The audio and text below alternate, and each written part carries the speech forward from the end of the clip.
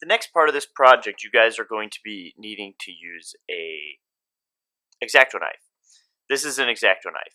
It's used for precision cutting. If you can get away with doing your cutting using a scissors, it's probably better to do it with a scissors.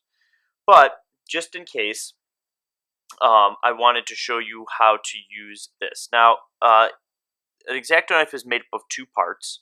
It's made up of the holder right here and then the blade. The blade is replaceable. Now, when you're using the blade, occasionally what will happen while you're doing it is you might be pushing with your finger, and this will slowly start to loosen. And what happens, of course, now it's not going to loosen, is it? There we go. Occasionally this will start to loosen and the blade will just pop right out.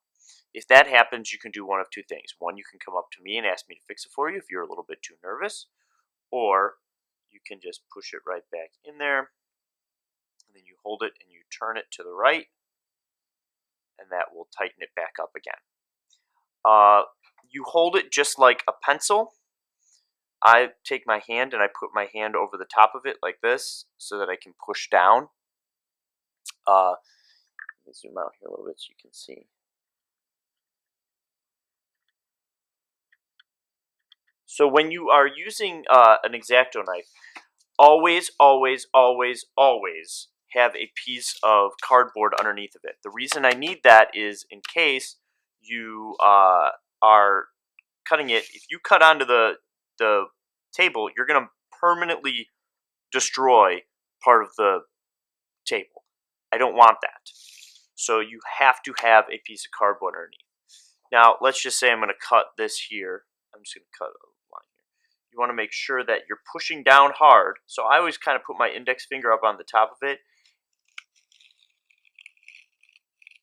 and I just move like this. I always like to go in a pull and also make sure that your hand is out of the way.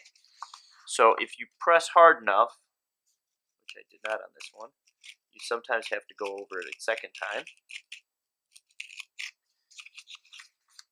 That should pop off pretty easy. There you go.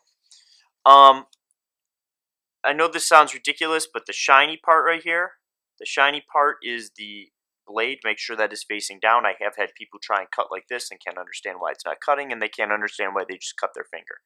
So make sure you keep the blade part facing down. Be very careful with these. Do not leave the classroom with these. These need to be returned to me by the end of the period.